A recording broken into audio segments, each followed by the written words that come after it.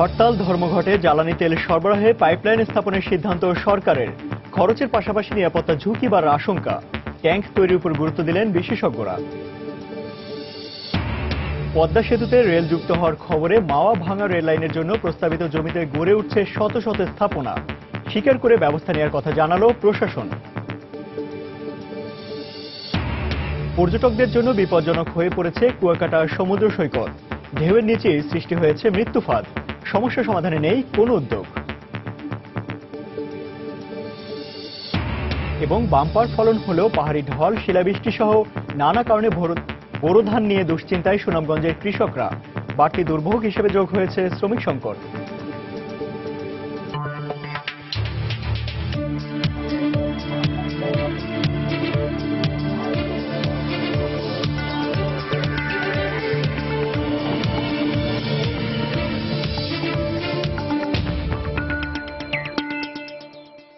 দেখছিলেন শিরোনাম। আমন্ত্রণ জানাচ্ছি দেশ ও দেশের বাইরে অর্থ বাণিজ্যের নানা খবর নিয়ে আমাদের নিয়মিত আয়োজন এই সময় বাণিজ্যে। আপনাদের সঙ্গে আছি আমি ইমতিয়াজ আহমেদ। শুরুতেই ইউনিয়ন পরিষদ নির্বাচনের খবর। চতুর্থ দফা ইউনিয়ন পরিষদ নির্বাচনে ভোট গ্রহণ কাল। এ দফায় 709টি ইউনিয়নে ভোট গ্রহণ করা হবে। এর মধ্যে প্রস্তুতি সম্পন্ন করেছে নির্বাচন কমিশন। আজ নির্বাচনী কর্মকর্তাদের হাতে তুলে দেওয়া হবে ভোট গ্রহণের প্রয়োজনীয় সামগ্রী। প্রতিটি নির্বাচনী এলাকায় সংশ্লিষ্ট রিটার্নিং কর্মকর্তার কাছ থেকে নির্বাচনী সামগ্রী বুঝে নেবেন তারা। সন্ধ্যার মধ্যে কেন্দ্রে কেন্দ্রে পৌঁছে যাবে ব্যালট পেপার ও ব্যালট বাক্স সহ নির্বাচনী সামগ্রী। এরপর প্রিজাইডিং অফিসার, সহকারী প্রিজাইডিং অফিসার, পোলিং অফিসার ও নিরাপত্তা কর্মীরা তাদের দায়িত্ব বুঝে নেবেন। নির্বাচনকে কেন্দ্র করে ভোট কেন্দ্রগুলোতে নিরাপত্তা ব্যবস্থা জোরদার করা হয়েছে। এর আগে গত 22 মার্চ প্রথম ধাপে 712টি, 31 মার্চ দ্বিতীয় ধাপে 639টি ও তৃতীয় ধাপে 620টি ইউনিয়ন পরিষদ নির্বাচন অনুষ্ঠিত হয়।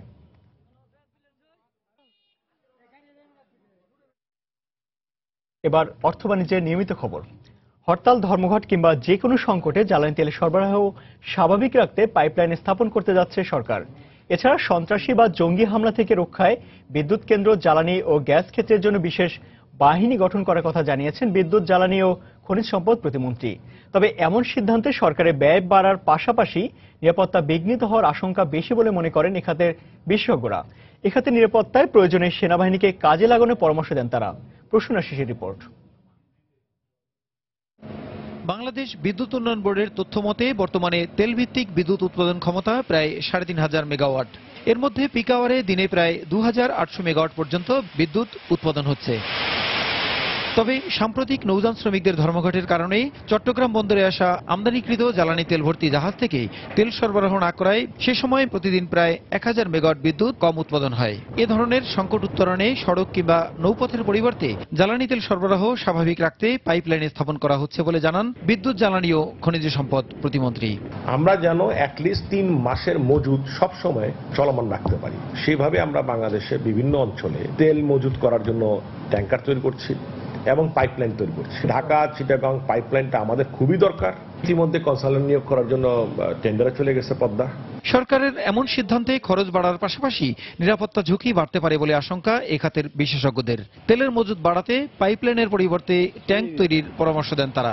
পাইপলাইনে যদি কোনো দুর্যোগ হয় তাহলে কিন্তু একবারই আমরা সবকিছু বসে যাব এবং একটা স্থাপনায় কোনো রকমের সন্ত্রাসী কর্মকাণ্ড করার ব্যাপারে আরো সহজ। ট্যাঙ্ক লড়ে দিয়ে যখন আনেন, অনেক লোক থাকে, পুলিশ পাহারা দিয়ে নিয়ে আসলো ঢাকায়। আর পাইপলাইন তো যে কোনো জায়গায় এক জায়গায় পাইপলাইন কেটে দিতে পারে। এদিকে সন্ত্রাসী হামলা থেকে বিদ্যুৎ কেন্দ্র, জ্বালানি ও গ্যাস ক্ষেত্রের নিরাপত্তা নিশ্চিত করতে বিশেষ বাহিনী গঠনের কথা জানান প্রতিমন্ত্রী Nasrul Hamid Bipu. Very sensitive structure এগুলোর জন্য স্পেশালাইজ সিকিউরিটি দরকার, যার কারণে আমাদের যে ইনস্টলেশনগুলো আছে তার জন্য একটা বিশেষ বাহিনী নিজেদের একটা তৈরি করা যায় কিনা সেটা এখন চিন্তা পর্যায়ে আছে। এ ধরনের স্থাপনার নিরাপত্তায় প্রয়োজনে সেনাবাহিনীকে কাজে লাগানোর পরামর্শ দিয়েছেন বিশেষজ্ঞরা। এই সৈন্যবাহিনীর কাজ তো এই নিরাপত্তার জন্যই, সরকার সৈন্যবাহিনীকে সেখানে কাজে লাগাতে পারে। এইটা করে আমরা কি আরো যারা এটা অ্যাটাক করবে তাদেরকে অ্যাট্রাক্ট করছি নাকি সেটাও আমাদের চিন্তা করা উচিত। এইসব প্রোটেকশনগুলো ব্যয়বহুল এবং এটার ব্যয় আস্তে আস্তে দেশে বেড়ে যাবে। তা আমরা কি দেশে আস্তে আস্তে একটা পুলিশ কিংবা মিলিটারি স্টেট হয়ে যাচ্ছি নাকি সেটার ব্যাপারে আমাদের কিন্তু চিন্তা করা দরকার। গ্যাস, বিদ্যুৎ ও জ্বালানি সংকট ঠেকানো কিংবা এ খাতে বিশেষ নিরাপত্তার অজুহাতেই এই ধরনের বড় প্রকল্প সরকারের অন্যান্য কার্যক্রমের উপর নেতিবাচক প্রভাব ফেলবে বলেও অভিমত বিশেষজ্ঞদের। প্রসূন আশিস, সময় সংবাদ, ঢাকা। বাস্তবায়িত হচ্ছে স্বপ্নের পদ্মা সেতু। সেই সঙ্গে সবশেষ সরকারি সিদ্ধান্ত অনুযায়ী এতে যুক্ত হচ্ছে রেলপথও। প্রস্তাবিত এই রেল লাইন স্থাপনের জন্য জমি অধিগ্রহণের প্রক্রিয়া শুরু হয়েছে। এই সুযোগে সরকারি টাকা হাতিয়ে নিতে অসাধু একটি মহল ঢাকা মাওয়া ভাঙা রেল লাইনের জন্য প্রস্তাবিত খালি জমির উপর তুলছে শত শত ঘরবাড়ি ও স্থাপনা। অবশ্য নতুন স্থাপনার কথা স্বীকার করে ব্যবস্থা নেওয়ার কথা জানালেন জেলা প্রশাসক। সঞ্জয় কর্মকার অভিজিতের তথ্য ও সাদাত আগুনের ছবি নিয়ে ডেস্ক রিপোর্ট। মাদারীপুরের শিবচরের ৬টি ইউনিয়নের উপর দিয়ে প্রস্তাবিত পদ্মা সেতুর ঢাকা মাওয়া ভাঙ্গা রেললাইন হতে যাচ্ছে। আর এই বিষয়টিকে কাজে লাগিয়ে রেললাইনের খালি জমির ওপর গাছপালা রোপণ ও নতুন ঘরবাড়ি তুলে সরকারের কাছে অতিরিক্ত টাকা আদায় করার পায়তারা শুরু করেছেন স্থানীয়রা। অনেকেই আবার দালালদের মাধ্যমে ঘুষ দিয়ে নিজেদের নাম ক্ষতিগ্রস্তদের খাতায় লিখিয়ে নিয়েছেন। সরেজমিনে দেখা গেছে এক একটি পরিবার ৮ থেকে ১০টি বসতঘর তুলেছেন, অথচ এসব বসতঘরে থাকেন না কেউ। অধিকাংশ ঘর তালাবদ্ধ। পুকুরের মধ্যে মৎস্য খামারের সাইনবোর্ড থাকলেও পুকুরে নেই কোনো মাছ। এদিকে গরু ছাগলের একাধিক খামার থাকলেও তা শূন্য পড়ে রয়েছে। নিজস্ব খেতে ঘর রয়েছে, এখন মনে করেন রেলের নিয়ে যায় এই সমস্যা। আমরা পরিবারে 8 জন, আমাদের ঘরবাড়ি সব মাপা নিয়ে গেছে গা। ঘরবাড়ি হলো মোট 8টা। আমরা পরিবার থাকি হলো 4 জন। 4 জনে কটা ঘর লাগে? 4 জনে আমাকে মনে করেন 4টা ঘরে আমরা দরকারে যে ভাড়া দিছি। এসব দালাল ও অসাধুদের বিরুদ্ধে ব্যবস্থা নিতে প্রশাসনের দৃষ্টি আকর্ষণ করেছেন সুধীজনেরা। কতিপয় লোক তারা অবৈধভাবে ঘরবাড়ি বাসস্থান তৈরি করে দেখাচ্ছে। এই ব্যাপারে স্থানীয় প্রশাসনকে আমি সর্বদা সজাগ দৃষ্টি রাখতে চাই। অবশ্য নতুন ঘর গড়ে ওঠার কথা স্বীকার করে অসাধুদের বিরুদ্ধে ব্যবস্থা নেওয়ার কথা জানালেন জেলা প্রশাসনের শীর্ষ এই কর্মকর্তা। আইন অনুযায়ী 3 ধারা নোটিশের পরে কেউ ঘরবাড়ি কোনো কিছু স্ট্রাকচারের পরিবর্তন করতে পারবে না। আমার কাছে এই ধরনের অভিযোগ আছে, কিছু লোকজন এই জায়গায় রাতারাতি ঘর তৈরি ফেলছে, তবে এগুলোর তারা কোনো ক্ষতিপূরণ পাবে না। মাদারীপুরের শিবচরের মাতবরের চর, পাঁচচর, দত্তপাড়া, সন্ন্যাসীর চর, কাঁঠালবাড়ি ও কুতুবপুর ইউনিয়নের 17টি মৌজার 312 একর জমি অধিগ্রহণে 4000 ক্ষতিগ্রস্তদের নাম ইতোমধ্যে অন্তর্ভুক্ত করা হয়েছে। সময় সংবাদ, মাদারীপুর। রাজধানীর কাঁচা বাজারে বেড়ে চলছে মাছ মাংসের দাম। সরবরাহে ঘাটতি না থাকলেও চড়া ভাব কাটছে না সবজির বাজারেও। তবে দাম বৃদ্ধির ক্ষেত্রে খুচরা বিক্রেতারা পাইকারি বাজারের উপর দায় চাপালেও ক্রেতারা দুষছেন ত্রুটিপূর্ণ বাজার ব্যবস্থাপনাকে। ওজন 1 কেজি 400 গ্রাম, দাম 5000 টাকা। বলছিলাম জাতীয় মাছ ইলিশের কথা। সাম্প্রতিক সময়ে বাজারে যা রূপ নিয়েছে দুষ্প্রাপ্য পণ্যে। আকারে 500 গ্রাম ওজনের ইলিশের দামই 2500 টাকার বেশি। এই মাছটার দাম তারা চাচ্ছে 5000 টাকা। সুতরাং মাছ পিপল যারা মধ্যবিত্ত বা নিম্ন মধ্যবিত্ত যারা আছেন, 5000 টাকা বাইং ক্যাপাসিটি খুব কম মানুষেরই আছে। রাজধানীর মোহাম্মদপুর কাঁচা বাজারে একই অবস্থা রুই, চিংড়ি, শোল, শিং সহ অন্যান্য মাছের ক্ষেত্রেও। সরবরাহ কম, তাই দাম বেশি। বিক্রেতারা এমন দাবি করলেও তা নিয়ে দ্বিমত রয়েছে ক্রেতাদের। সবাই বলে এই সিজনে মাছ সস্তা, আসলে তো মাছ গাঙ্গে নাই। গাড়ে মনে করেন একটা গাড়ে পাইকার যায় 100, মাছ থাকে 20টা। শুক্রবার তো একটু বাজারে সবকিছুর দাম থাকবে, কারণ এখানে সব ধনাঢ্য ব্যক্তিবর্গ আসে, সেখানে আমরা পাল্লা দিয়ে পেরে উঠি না। সে তুলনায় অনেকটাই স্থিতিশীল সবজির বাজার। গেল সপ্তাহের তুলনায় দাম কমেনি পটল, ঝিঙ্গা, চিচিঙ্গা, টমেটো কিংবা ঢেঁড়সের। তবে কিছুটা বেড়েছে পেঁপে, বেগুন, করলা আর কাঁকরোলের দাম।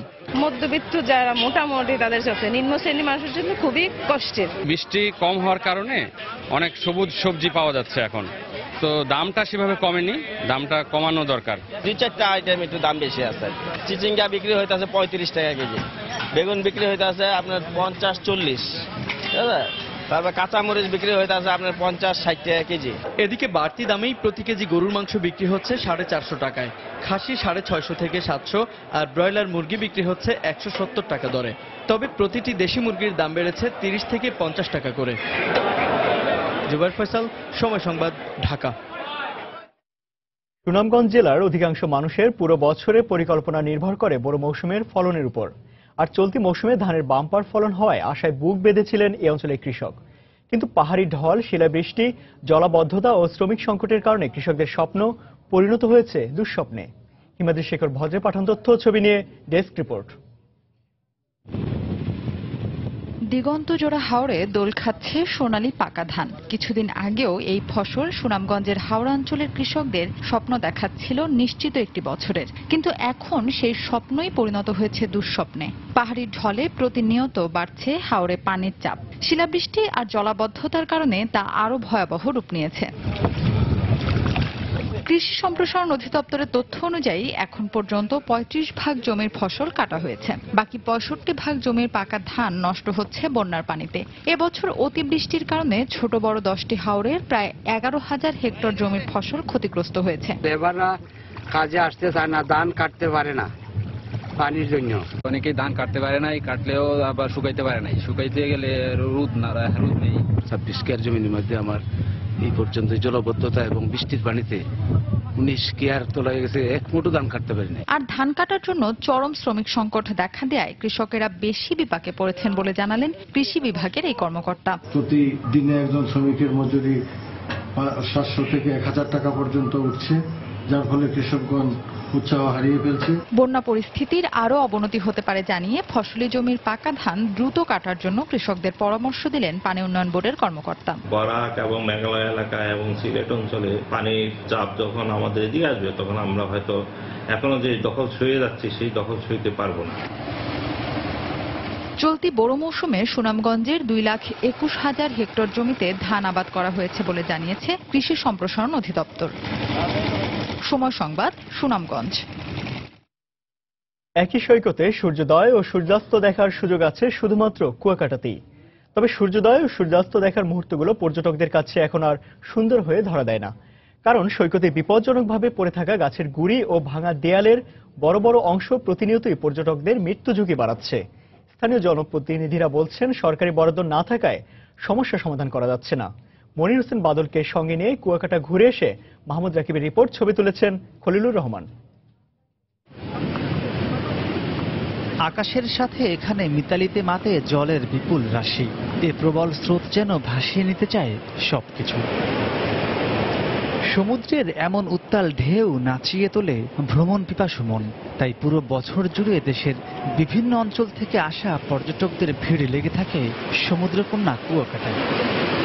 তবে সমুদ্র স্নান করতে আসা পর্যটকদের জন্য এ ঢেউয়ের নিচেই অপেক্ষা করছে ভয়ঙ্কর মৃত্যু ফাঁদ। অভাবনীয় হলেও নারকেল গাছের এমন বড় বড় অসংখ্য গোড়া পড়ে আছে দেশের সবচেয়ে দৃষ্টিনন্দন প্রাকৃতিক সমুদ্র সৈকত কুয়াকাটায়। শুধু তাই নয়, সৈকতে পড়ে আছে অসংখ্য ভাঙা দেয়ালও।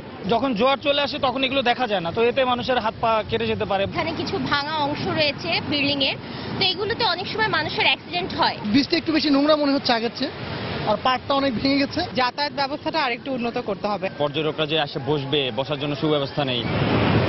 কুয়াকাটা সমুদ্র সৈকতের সবচেয়ে আকর্ষণীয় নারকেল বাগানগুলো অব্যবস্থাপনার কারণে এখন বিলীন হওয়ার পথে। ফ্যাসিলিটিস গুলো একটু কম, এটাকে আরো ডেভেলপ করা যায়। যদি ছবিও তুলতে চাই তাহলে মোবাইল, মানি ব্যাগ এগুলো যদি আনি তাহলে এটা কোথাও রাখবে, এখানে লকারের ব্যবস্থাও নয়। প্রমোট করলে, ইন্টারন্যাশনাল একটু রিপ্রেজেন্ট করলে আই থিংক আরো বেশি মানুষ আসবে, আরো বেশি ফোকাস পাবে। প্রতিদিন কয়েক হাজার পর্যটক আসা প্রাকৃতিক এই নৈসর্গটি দারুণ সম্ভাবনাময় হলেও এত সব সমস্যা সমাধান করার যেন কেউই নেই। সি বিচ এরিয়ায় আমরা পানির ব্যবস্থা রাখবো, ছাতির ব্যবস্থা রাখবো, চেয়ারের ব্যবস্থা রাখবো। এই জন্য কোটি কোটি টাকার প্রজেক্ট হওয়া দরকার। একই সৈকতে 12 ঘন্টার ব্যবধানে সূর্যোদয় ও সূর্যাস্ত দেখার দুর্লভ সুযোগ। সাথে রয়েছে সুন্দরবনের শ্যামল পল্লব, সীমান্তের সবুজ বনায়নের হাতছানি, আর এখানে রয়েছে রাখাইন সম্প্রদায়ের এক অদ্ভুত সুন্দর সংস্কৃতির সহচর্য। সব মিলিয়ে একই সাথে এত প্রাকৃতিক সৌন্দর্য দেখার সুযোগ এই কুয়াকাটা ছাড়া বিশ্বের আর কোথাও আছে বলে জানা নেই। তাই সংশ্লিষ্টরা বলছেন, এখানকার যাতায়াত ব্যবস্থা, আবাসিক সংকট সমাধান এবং সামগ্রিক অবকাঠামোগত উন্নয়নে আরো বেশি বিনিয়োগ করা গেলে এটি শুধু বাংলাদেশেই নয়, হতে পারে বিশ্বের মধ্যে একটি সর্বোত্তম পর্যটন কেন্দ্র। মাহমুদ রাকিব, সময় সংবাদ, কুয়াকাটা, পটুয়াখালী। পদ্মা সেতুর অগ্রগতি সরেজমিন পরিদর্শন করতে সেতু এলাকায় গেছেন পরিকল্পনা মন্ত্রী আ.হ.ম মুস্তফা কামাল। সেখানে আছেন আমাদের সহকর্মী মুস্তফা মাহবুব। আমরা সরাসরি চলে যাচ্ছি তার কাছে। মাহবুব, পদ্মা সেতু, সেই পদ্মা সেতু নির্মাণের কাজ কিন্তু অনেকটাই এগিয়ে গেছে এবং প্রায় 30% বা তার বেশি কাজ কিন্তু এই মুহূর্তে আসলে সম্পন্ন হয়ে গেছে এবং বেশ জোরে সোরেই কিন্তু আসলে যে আমাদের বাংলাদেশের যে স্বপ্ন, পুরো জাতির যে স্বপ্ন, সেই স্বপ্নের পদ্মা সেতু নির্মাণ কাজ কিন্তু চলছে। তো আজকে কিন্তু আসলে মূলত আমাদের সঙ্গে আসলে পরিকল্পনা মন্ত্রী আ.হ.ম মুস্তফা কামাল কিন্তু এসেছেন এই পদ্মা সেতু প্রকল্পের আসলে কাজের অগ্রগতি সরজমিনে পরিদর্শনের জন্য। তো দর্শক দেখতে পাবেন আমাদের পিছনে কিন্তু দেখতে পাবেন নদীর মাঝখানে কিন্তু বিশাল কর্মযজ্ঞ চলছে এবং সারাক্ষণই কিন্তু আসলে এখানে যারা কাজ করছেন, যারা শ্রমিক আছেন, যারা বিভিন্ন ইঞ্জিনিয়ার আছেন, তারা কিন্তু এখানে কাজ করে চলছেন। আমরা একেবারে এখন এই মুহূর্তে আসলে পদ্মার মাঝ নদীতে আছি এবং এখানে যে পাইলিংগুলো হচ্ছে পদ্মা সেতুর মূল যে সেতুটি, সেই সেতুর স্থাপনের যে পাইলিংগুলো চলছে, সেই পাইলিংয়ের কাজ কিন্তু পরিদর্শনের জন্য কিন্তু লঞ্চে করে আসলে আমরা এই প্রকল্পটি এই মুহূর্তে ঘুরে দেখছি। দর্শক জানিয়ে রাখতে চাই আসলে পদ্মা সেতু প্রকল্প যেটি চলছে, কাজ যেটি চলছে সেটা 2018 সালের ডিসেম্বরের মধ্যেই কিন্তু এই প্রকল্পের কাজ শেষ করার কথা রয়েছে এবং সে অনুযায়ী কিন্তু আসলে কাজ চলছে। আমরা মাঝ নদীতে আসার আগে কিন্তু মাওয়া প্রান্তে যে কানেক্টিং যে সংযোগ যে সড়কগুলো ছিল, সেই সড়কগুলোর কাজেও কিন্তু আমরা অগ্রগতি দেখেছি এবং সেখানেও শ্রমিকরা কিন্তু দিনরাত পরিশ্রম করছেন এবং কাজ এগিয়ে চলছে এবং এই সমস্ত কর্মযজ্ঞের আসলে মূল লক্ষ্যই কিন্তু 2018 সালের মধ্যে যে নির্ধারিত সময়ে যে পদ্মা সেতু চালু করার যে স্বপ্ন, পদ্মা সেতুর উপর দিয়ে যানবাহন চলাচল করার এবং সেই সঙ্গে আসলে রেল প্রকল্প বা রেল লাইন চালানোর যে স্বপ্ন, সেই স্বপ্ন বাস্তবায়নের কিন্তু যে ভিত্তি, সেই ভিত্তি কিন্তু এখানে স্থাপন করা হচ্ছে। এখানে নদীর বুকে পাইলিংগুলোর যে স্থাপন কাজ, সেই স্থাপন কাজও কিন্তু চলছে। আমরা জানিয়ে রাখতে চাই যে এই 2018 সালের মধ্যেই যেহেতু মূল পদ্মা সেতুর উপর দিয়ে যানবাহনের পাশাপাশি রেল সংযোগটিও সংযুক্ত করার কথা, সেই প্রক্রিয়াকে সামনে রেখে কিন্তু গত সপ্তাহেই আমরা দেখেছি যে জাতীয় অর্থনৈতিক পরিষদের নির্বাহী কমিটি যে একনেকে কিন্তু একটি রেল প্রকল্প পাশ হয়েছে প্রায় 35,000 কোটি টাকার। সেই যে স্বপ্ন 2018 সালের ডিসেম্বরে পদ্মা সেতু উদ্বোধনের, সেই স্বপ্নকে আরো এক ধাপ এগিয়ে নিয়েছে কিন্তু এই প্রকল্প। তো আসলে মূল সেতু স্থাপনের কাজ যেমন চলছে, পাশাপাশি আমরা যতটুকু জানতে পেরেছি মাওয়া প্রান্তে যে সংযোগ সড়ক এবং সেই সাথে রেল স্থাপনের যে কর্মপ্রক্রিয়া, সেটিও কিন্তু শুরু হয়ে গেছে। দর্শক দেখতে পাবেন আমরা এই মুহূর্তে আসলে মাঝ নদীতে আছি। এখানে পাইলিং এর যে কাজগুলো চলছে বিভিন্ন ব্লকে, সেই একটি ব্লক কিন্তু আমরা দেখতে পাচ্ছি। এখানে কিন্তু সারাক্ষণই কিন্তু যে কর্মপ্রক্রিয়া সেটি কিন্তু চলছে এবং এই মুহূর্তে কিন্তু আসলে বেশ নদীতে বেশ স্রোত দেখা যাচ্ছে এবং সামনের দিনগুলোতে আমরা জানি যে আসলে সামনে বর্ষা আসছে, যে বর্ষা সামনে, সেই বর্ষা মৌসুমে কিন্তু নদীর যে পানির স্তর, সেই পানির স্তর আরো বেড়ে যায় এবং নদীর যে ঢেউ, সেই ঢেউ বেড়ে যাবে এবং তাতে কিন্তু যে পদ্মা সেতুর যে মূল পাইলিং এর যে কাজটি, সেটি কিছুটা বাধাগ্রস্ত হওয়ার সুযোগ আছে। তো যেহেতু এখনো বর্ষা মৌসুমের কিছুটা বাকি, সে কারণেই আসলে যে পাইলিং গুলো হচ্ছে এবং মাঝ নদীতে যে ব্লকগুলো করা হয়েছে, সেখানে কিন্তু দ্রুত কাজ বর্ষার আগেই কিন্তু সেই সমস্ত পাইলিং এর কাজ দ্রুত করার যে প্রক্রিয়া, সেই প্রক্রিয়াও কিন্তু চলছে বলে আমরা এখানে জানতে পেরেছি। তো আজকে কিন্তু পরিকল্পনা মন্ত্রী আহম মোস্তফা কামাল এই পুরো প্রকল্পটি ঘুরে দেখবেন। উনি কিছুক্ষণ আগেই এসেছেন, প্রায় 30 মিনিট আগে কিন্তু এই মাওয়া প্রান্তে এসেছেন এবং এই মুহূর্তে আসলে আমি যে ফেরিতে দাঁড়িয়ে কথা বলছি, এই ফেরিতেই কিন্তু তিনি আছেন এবং সরজমিনেই কিন্তু এই যে পদ্মা সেতু প্রকল্প, সেই প্রকল্প কিন্তু ঘুরে দেখছেন। এছাড়াও কিন্তু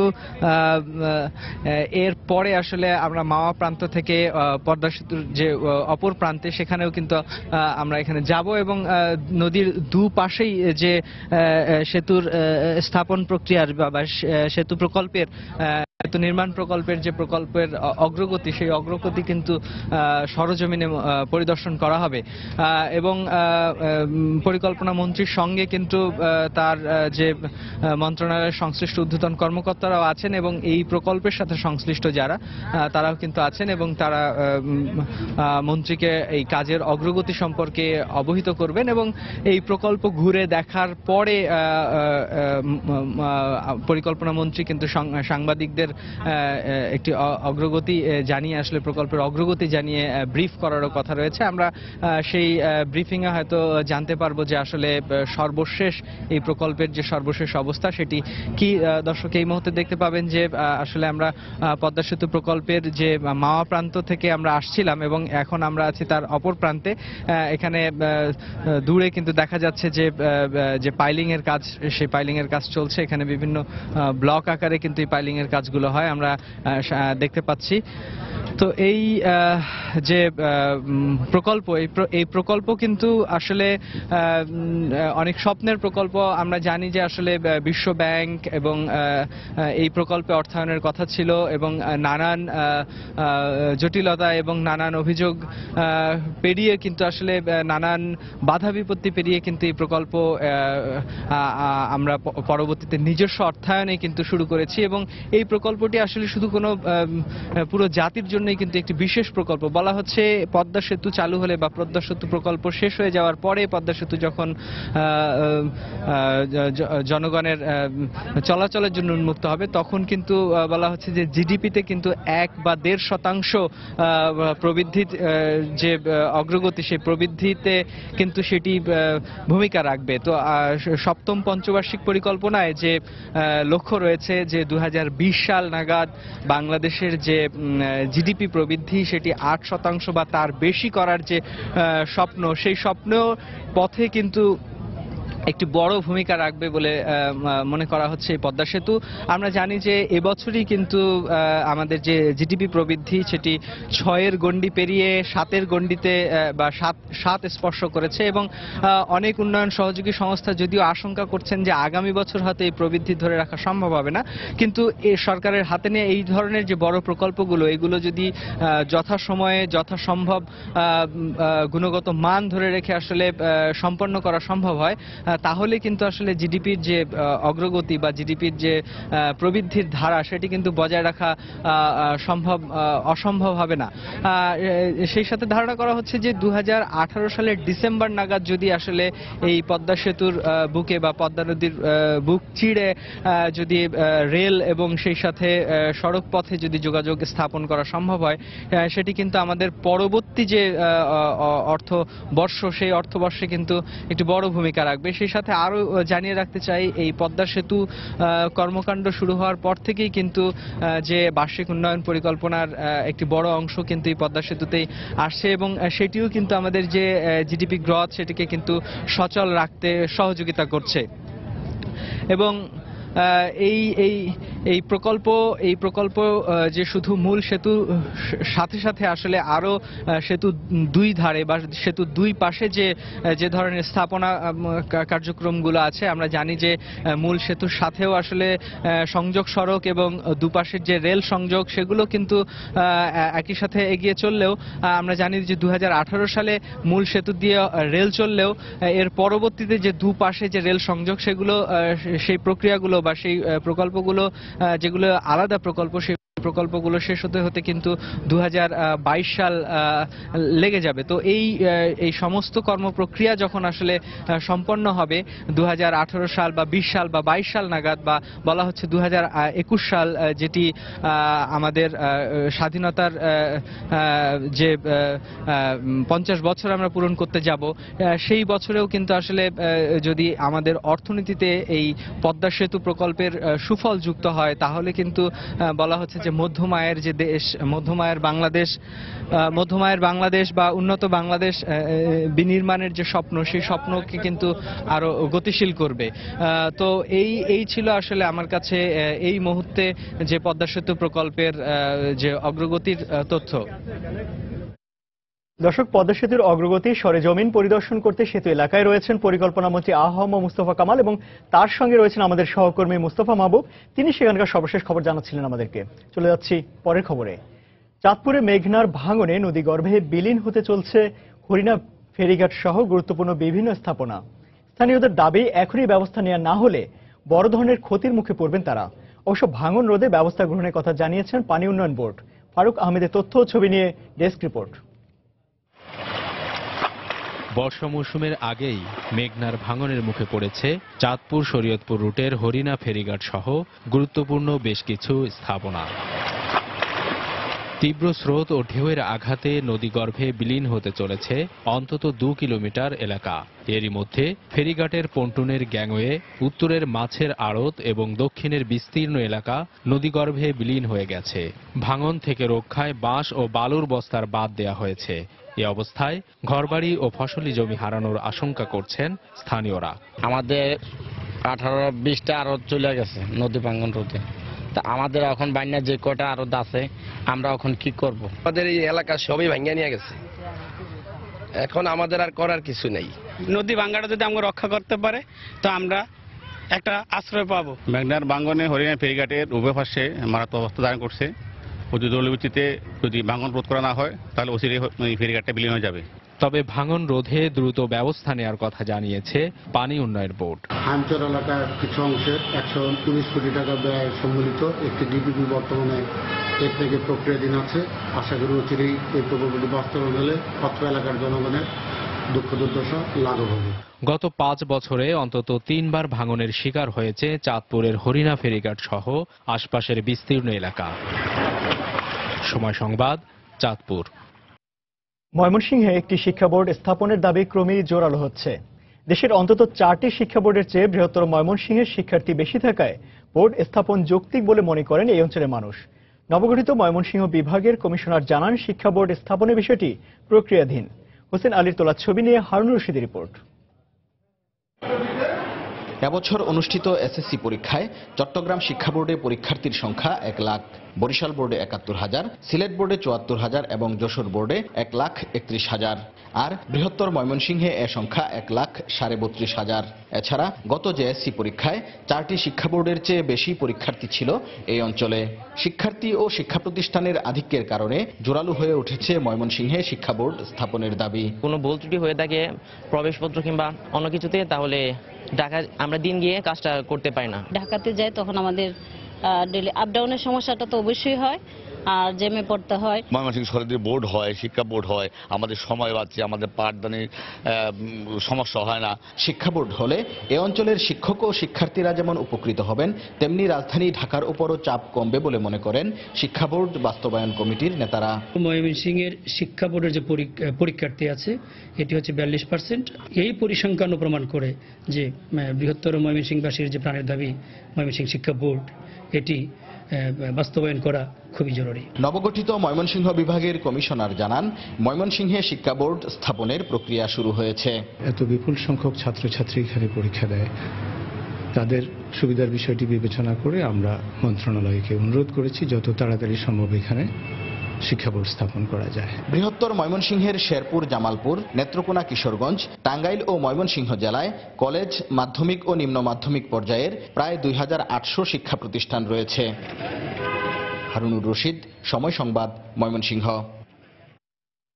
2016-17 অর্থ বছরে জাতীয় বাজেটকে অধিকতর ব্যবসা ও জনবান্ধব করার কথা জানিয়েছেন জাতীয় রাজস্ব বোর্ডের চেয়ারম্যান মোহাম্মদ নজিবুর রহমান। গতকাল সিলেটে একটি হোটেলে প্রাক বাজেট আলোচনা সভায় অংশ নিয়ে তিনি কথা বলেন।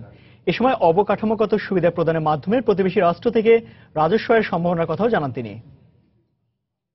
আমরা প্রস্তুত রাখছি নিজেদের, যাতে ভবিষ্যতে আমাদের প্রতিবেশী রাষ্ট্রের যে কোনো প্রয়োজনে আমরা আমাদের যে সুবিধা বা ফ্যাসিলিটিস বা পোর্টস যেগুলো আছে সেগুলো আমরা ব্যবহার করতে দিতে পারি এবং এর দ্বারা আমরা অর্থনৈতিকভাবে লাভবান হতে পারি। আমরা এবারে বাজেটকে অধিকতর ব্যবসা বান্ধব, অধিকতর বিনিয়োগ বান্ধব তথা অধিকতর জনবান্ধব বাজেটে রূপান্তরিত করব। রাজধানীতে শুরু হয়েছে ইস্টার্ন প্লাস বিসিএস কম্পিউটার মেলা 2016। নগরীর শান্তিনগর ইস্টার্ন প্লাস শপিং মলের 5ম তলায় এ মেলা শুরু হয়েছে। ডেল, আসুস, হিটাচি সহ বিভিন্ন ব্র্যান্ডের কম্পিউটার ও ল্যাপটপ পাওয়া যাচ্ছে মেলায়। এসব পণ্যে মডেল ভেদে দেয়া হচ্ছে বিশেষ ছাড়। 5 দিনব্যাপী এ মেলা শেষ হবে আগামীকাল শনিবার।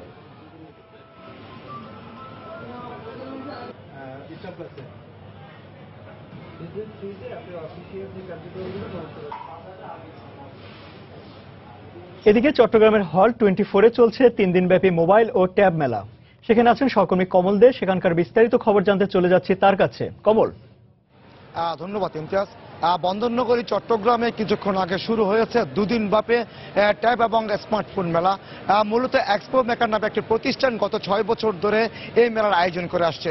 আর এর আগে কিন্তু 5বার এই মেলার আয়োজন করা হয়েছিল রাজধানী ঢাকায়, আর এবারই প্রথমবারের মতো এই চট্টগ্রামে আয়োজন করা হয়েছে মেলার। এক্ষেত্রে আয়োজকদের পক্ষ থেকে বলা হচ্ছে মূলত বর্তমান সরকার যে ডিজিটাল বাংলাদেশ গড়তে চায় এবং স্মার্টফোনের মাধ্যমে সকল সেবা নিশ্চিত করতে চায়, সেই সেবাটিকে পৌঁছে দেওয়ার জন্য এবং স্মার্টফোনটিকে জনপ্রিয় করার জন্য মূলত এই মেলার আয়োজন। আচ্ছা, আমরা শুরুতে কথা বলবো এই মেলার অন্যতম উদ্যোক্তা এক্সপো মেকারের প্রধান নাহিদ এ সিদ্দিকীর সাথে। আপনাদের এই মেলার উদ্দেশ্যটা একটু বলবেন। মূলত আমাদের এই মেলার উদ্দেশ্য আমরা যেটা সবসময় বলে থাকি যে মানুষের মাঝে ডিজিটালাইজেশনটা বিস্তার করা। আমরা ডিজিটাল বাংলাদেশ, আপনি যে কথাটা বললেন, ডিজিটাল বাংলাদেশের কথাটা মাথায় রেখে আমরা যেহেতু এখন স্মার্টফোনের যুগ চলে আসছে, আগে যেমন ল্যাপটপের একটা ক্রেজ ছিল এখনও আছে এবং সেই সাথে স্মার্টফোনও যোগ হয়েছে। মানুষ এখন অন দ্য মুভে সব ধরনের কাজ করতে চায়। যে কোনো পোর্টেবল ডিভাইস যেমন স্মার্টফোন, ট্যাবলেট এগুলোকে হাতে নিয়ে যে কোনো জায়গায় বসে ইন্টারনেটের কাজ করতে চায়। তো সেই বিষয়গুলো মাথায় রেখে আমরা প্রথম মেলা শুরু করি স্মার্টফোন ও ট্যাব এক্সপো। তারপরে সেটাকে আমরা কন্টিনিউ করতে থাকি। ঢাকাতে 5বার করেছি, এবার প্রথমবার এসেছি। চিটাগাংয়ের মানুষকে কিভাবে এই ভিতরে এর সাথে আরও সংযুক্ত করা যায় এবং যেন তারা এই ডিজিটালাইজেশন যুগটাকে যেন আরো বেশিভাবে উপলব্ধি করতে পারে।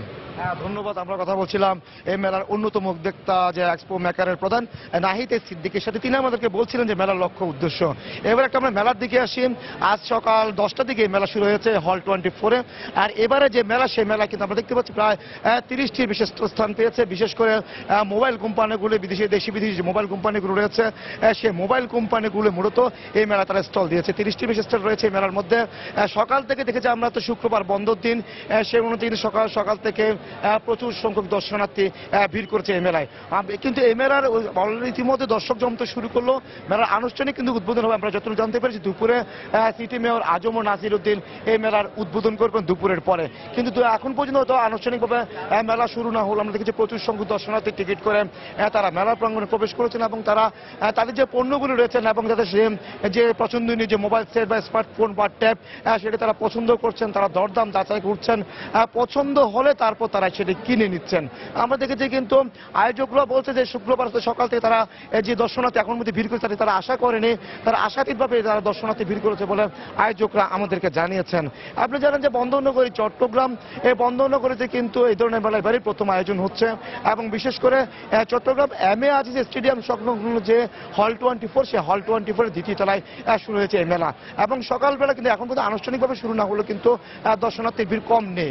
আমরা দেখেছি সকাল থেকে টিকিট করে দর্শনার্থীরা এই মেলা প্রাঙ্গণে ভিড় করছেন এবং মেলা প্রাঙ্গণে এসে তারা তাদের পছন্দনীয় পণ্যটি এবং ডিভাইসটি তারা দেখছেন এবং তাদের দরদাম যখন বনিবনা হচ্ছে এবং মিলেছে। এক্ষেত্রে যারা যেসব স্থান পেয়েছে বা যারা এই মেলায় অংশ নিচ্ছেন, তারা বলছেন এই দর্শনার্থীদের জন্য যারা ক্রেতা রয়েছেন, ক্রেতাদের জন্য তারা মেলা উপলক্ষে তারা বিশেষ ছাড় দিচ্ছেন এবং তারা চেষ্টা করছেন কম দিয়ে কিছুটা কম রেখে হলেও তারা যাতে তাদের গ্রাহক ধরতে পারে সেটা তারা চেষ্টা করছেন। এক্ষেত্রে মেলার মধ্যে এই মেলার মধ্যে আমরা দেখেছি সিম্ফনি সহ লাভা সহ বিভিন্ন প্রতিষ্ঠানে প্রায় 30টি স্টল রয়েছে এবং 30টি স্টল কিন্তু আগামীকালও এই যে সকাল থেকে চলছে এবং রাত অব্দি মেলা চলবে এবং আগামীকালও ঠিক এই মেলা চলবে এইভাবে। এখন আমরা দেখেছি সকাল 10টা আনুষ্ঠানিক মেলার গলা শুরুর কথা বলা হলো, কিন্তু আমরা দেখেছি 9টা থেকে 9:30-র মধ্যে মূলত দর্শনার্থীরা মেলা প্রাঙ্গণে আসতে থাকে এবং তারা টিকিট করে মেলায় প্রবেশ করেছে এবং মেলায় প্রবেশ করে তারা মোবাইল ফোন রয়েছে, স্মার্টফোন এবং ট্যাব রয়েছে, সেগুলি তারা দাম যাচাই করছে এবং তারা চেষ্টা করছে এই মেলাতে একটি ভালো মানের পণ্য তারা চয়েসে পছন্দ করে তারা কিনে নেওয়ার জন্য। এক্ষেত্রে আয়োজকরা বলছেন তারা ধারণা করেছিলেন যেহেতু দুপুরে আনুষ্ঠানিকভাবে মেলা শুরু হওয়ার কথা, হয়তো দর্শনার্থীর পরিমাণটা দুপুরের পর বাড়বে, কিন্তু দেখা গেছে শুক্রবার বন্ধ দিন হওয়ার সকাল থেকে কিন্তু প্রচুর সংখ্যক দর্শনার্থী এই মেলা প্রাঙ্গণে ভিড় করেছেন এবং তারা তাদের পছন্দনীয় স্মার্টফোন বা ট্যাব বা মোবাইল সেটটি তারা দেখছেন এবং দরদাম যখন যদি হয়তো মরিবনা হলে তারপর তারা কিনে নিচ্ছেন। আমরা বেশ কিছুজন দেখেছি কিন্তু তারা এখান থেকে ফোন কিনে বের হয়ে যেতেন। অর্থাৎ আমরা দেখেছি আবার আয়োজকরা আশা করছেন হয়তো দুপুরে পর যখন আনুষ্ঠানিকভাবে মেলার উদ্বোধন হবে, সিটি মেয়র আজম নাসির দিন এই মেলার আনুষ্ঠানিক উদ্বোধন করবেন, এরপর হয়তো তারা এই মেলার মধ্যে আরো দর্শনার্থীর পরিমাণ বাড়বে। আমি আরেকটু কথা বলার চেষ্টা করব। এখানে আরেকজনের সাথে আয়োজিত আরেকজন রয়েছেন আলামিন দেওয়ান, তিনি মূলত তথ্য প্রযুক্তি নিয়ে কাজ করেন।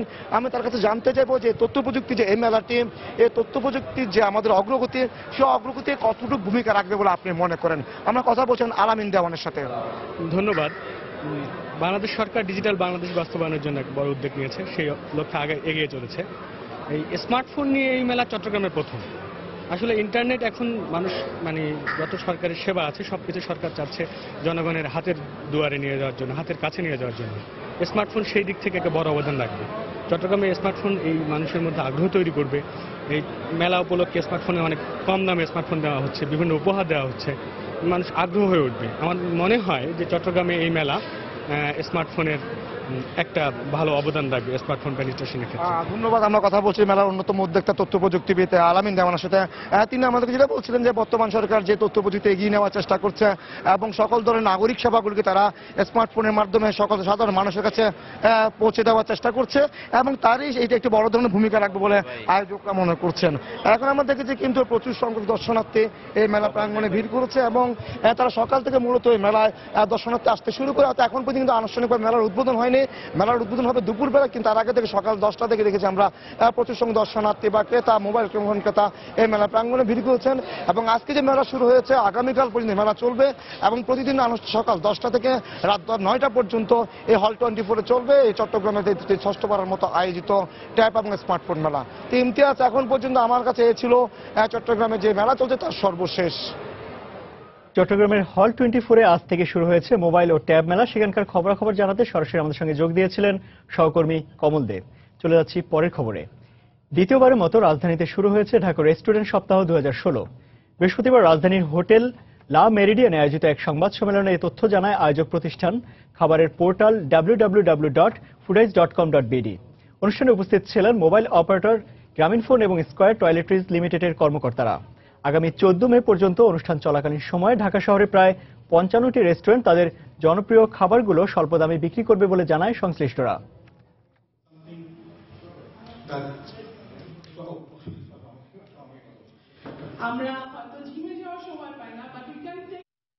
নতুন ডিজাইন ও ফিচার নিয়ে গ্রাহকদের জন্য গ্রামীণফোন নিয়ে এলো লাইফস্টাইল ভিত্তিক অ্যাপ্লিকেশন ওয়াও বক্স। রাজধানীর একটি হোটেলে গতকাল আনুষ্ঠানিকভাবে অ্যাপ্লিকেশনটি উদ্বোধন করা হয়। অনুষ্ঠানে গ্রামীণফোনের সিএমও ইয়াসির আজমান জানান, ওয়াও বক্সের মাধ্যমে গ্রামীণফোনের গ্রাহকরা তাদের বিশেষ অফার, হালনাগাদ খবর, বিভিন্ন দোকানে ছাড়ের তথ্য, খবর, বিভিন্ন প্রতিযোগিতা ও গেমসের তথ্য জানতে পারবেন। এছাড়া এই অ্যাপ ব্যবহারকারীরা পাবেন ওয়াও বক্স রিওয়ার্ড প্রোগ্রাম। অনুষ্ঠানে টেলিনরের প্রোডাক্ট অ্যান্ড ইনোভেশন ইউনিটের হেড হোজার হাসমান বলেন, নতুন সংস্করণের ওয়াও বক্সকে আরও উপভোগ্য করে সাজানো হয়েছে।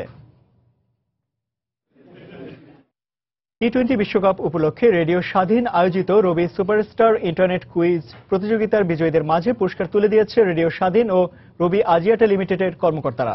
রাজধানী একটি ক্যাফেতে বিজয়ীদের হাতে গতকাল এ পুরস্কার তুলে দেওয়া হয়। অনুষ্ঠানে উপস্থিত ছিলেন অভিনেতা আলী জাকের, ইরেশ জাকের, শ্রিয়া সর্বজয়া সহ রবির কর্মকর্তারা। পুরস্কার হিসেবে বিজয়ীরা পেয়েছেন মাশরাফি বিন মুর্তজা ও মুস্তাফিজুর রহমানের স্বাক্ষর করা ব্যাগ, ব্যাট, জার্সি সহ আরও অনেক উপহার।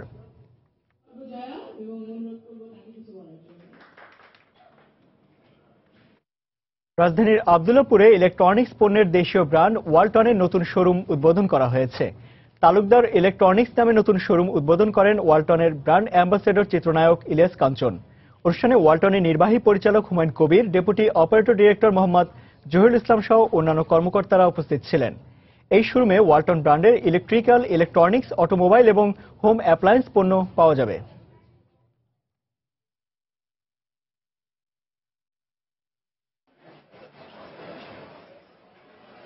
এবার দেশের বাইরের অর্থ বাণিজ্যের খবর। ঘুষ নেয়ার অভিযোগ ওঠায় দুই উচ্চপদস্থ কর্মকর্তাকে চাকরি থেকে অব্যাহতি দিয়েছে নরওয়েভিত্তিক টেলিযোগাযোগ company Telenor. Wall Street journal এক প্রতিবেদনে তথ্য জানিয়েছে। পত্রিকাটির প্রতিবেদন অনুযায়ী বিশ্বের শীর্ষ টেলিকমিউনিকেশন সেবাদাতা কোম্পানি ভিম্পেলকমের 33% শেয়ারের মালিক টেলিনর। আর আমস্টারডাম ভিত্তিক এই প্রতিষ্ঠানটির টেলিনর অধিভুক্ত অংশ দেখাশোনা করতেন অভিযুক্ত ওই দুই কর্মকর্তা। সম্প্রতি ভিম্পেলকমের বিরুদ্ধে উজবেকিস্তানে নিজেদের ব্যবসা পরিচালনার স্বার্থে সেখানকার এক কর্মকর্তাকে ঘুষ দেওয়ার প্রমাণ পাওয়া যায়। প্রায় 11,40,00,000 মার্কিন ডলার উজবেকি কর্মকর্তাকে ঘুষ দেওয়ার কথা ভিম্পেলকম স্বীকার করেছে। এর আগে তারা যুক্তরাষ্ট্র এবং নেদারল্যান্ডসে 79,90,00,000 ডলার জরিমানাও দেয়। ধারণা করা হচ্ছে টেলিনরের দুই কর্মকর্তা এই ঘটনার সাথে জড়িত। এসব অভিযোগের পরিপ্রেক্ষিতে টেলিনর জানায়, কোম্পানিতে সাংগঠনিক জবাবদিহিতা এবং নেতৃত্বে কিছু সাময়িক সমস্যা দেখা দিলেও দুর্নীতির অভিযোগ পুরোপুরি অসত্য। 2016 সালে ইউরোজোনের প্রবৃদ্ধি 1.6% পূর্বাভাস দিয়েছে ইউরোপিয়ান কমিশন। সেই সাথে 2017 সালে প্রবৃদ্ধি 1.8% পূর্বাভাস দিয়েছে কমিশন। ব্রাসেলসে এক সংবাদ সম্মেলনে ইউরোপের অর্থনৈতিক এবং মুদ্রানীতি বিষয়ক কমিশনার পিয়েরে মস্কোভিসি বলেন, 19টি সদস্যভুক্ত এ অঞ্চলের অর্থনীতিতে ঝুঁকিতে থাকলেও তা বিশ্বের অন্যান্য দেশের তুলনায় স্থিতিশীল রয়েছে।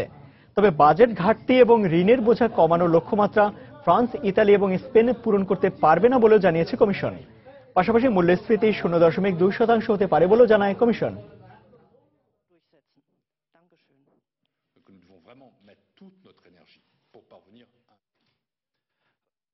ইউরোজোনের বর্তমান অর্থনৈতিক পরিস্থিতি বিবেচনায় ঋণে স্বল্প সুদহারের বিকল্প নেই বলে মন্তব্য করেছে ইউরোপের কেন্দ্রীয় ব্যাংকের ইসিবির প্রেসিডেন্ট মারিও দ্রাঘি। জার্মানিতে এক সংবাদ সম্মেলনে তিনি আরো বলেন, স্বল্প সুদহার শক্তিশালী থেকে শুরু করে দুর্বল অর্থনীতি দেশগুলোর ব্যাংক সহ সব ধরনের আর্থিক, ব্যবসায়িক প্রতিষ্ঠান এবং ইন্স্যুরেন্স কোম্পানিগুলোর উপর চাপ সৃষ্টি করবে। সেই সাথে স্বল্প সুদের কারণে বিনিয়োগও নেতিবাচক প্রভাব পড়বে। এরপরেও ইউরোজোনের দেশগুলোর বর্তমান পরিস্থিতি বিবেচনায় রেখে আপাতত সুদের হার বাড়ানোর কোনো পরিকল্পনা নেই বলে জানিয়েছে দ্রাঘি। তবে মূল্যস্ফীতি বাড়াতে মুদ্রানীতিতে পরিবর্তন আসতে পারে বলেও জানান তিনি।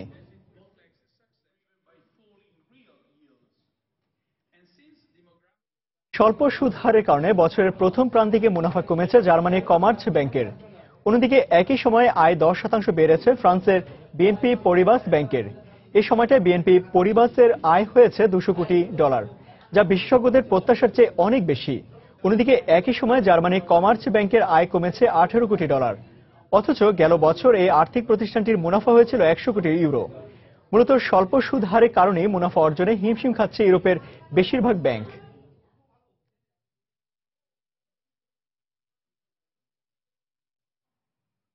অর্থনৈতিক উন্নয়ন স্থিতিশীল করতে G7 ভুক্ত দেশগুলোর বিনিয়োগ বান্ধব বাজেট পেশের উপর জোর দেওয়া উচিত বলে মন্তব্য করেছেন ফ্রান্সের প্রেসিডেন্ট ফ্রাঁসোয়া ওলাদ। প্যারিসে আসন্ন G7 সম্মেলন উপলক্ষে আয়োজিত এক বৈঠকে তিনি আরো বলেন, জাপান এবং ইউরোপের কেন্দ্রীয় ব্যাংকের মতো G7 ভুক্ত অন্যান্য দেশেরও সহনশীল মুদ্রানীতি গ্রহণ করা উচিত। আগামী 26 এবং 27 মে জাপানে অনুষ্ঠিত হবে G7 এর সম্মেলন। এই সম্মেলনে অর্থনৈতিক উন্নয়নের ধারাবাহিকতা রক্ষা, জলবায়ু পরিবর্তন মোকাবেলায় করণীয় এবং সন্ত্রাসী মোকাবেলায় বিষয়গুলো গুরুত্ব পাবে।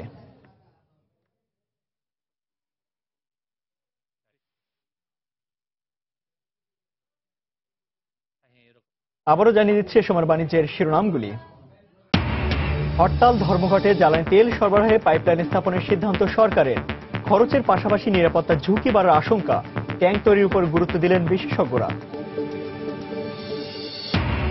পদ্মা সেতুতে রেল যুক্ত হওয়ার খবরে মাওয়া ভাঙা রেল লাইনের জন্য প্রস্তাবিত জমিতে গড়ে উঠছে শত শত স্থাপনা। স্বীকার করে ব্যবস্থা নেওয়ার কথা জানালো প্রশাসন। পর্যটকদের জন্য বিপজ্জনক হয়ে পড়েছে কুয়াকাটার সমুদ্র সৈকত। ঢেউয়ের নিচে সৃষ্টি হয়েছে মৃত্যু ফাঁদ। সমস্যা সমাধানে নেই কোনো উদ্যোগ। এবং বাম্পার ফলন হলেও পাহাড়ি ঢল, শিলাবৃষ্টি সহ নানা কারণে বোরো ধান নিয়ে দুশ্চিন্তায় সুনামগঞ্জের কৃষকরা। বাড়তি দুর্ভোগ হিসেবে যোগ হয়েছে শ্রমিক সংকট। এ ছিল সময় বাণিজ্যে। যে কোনো খবর পেতে ভিজিট করুন সময়নিউজ.tv। সঙ্গে থাকুন সময়।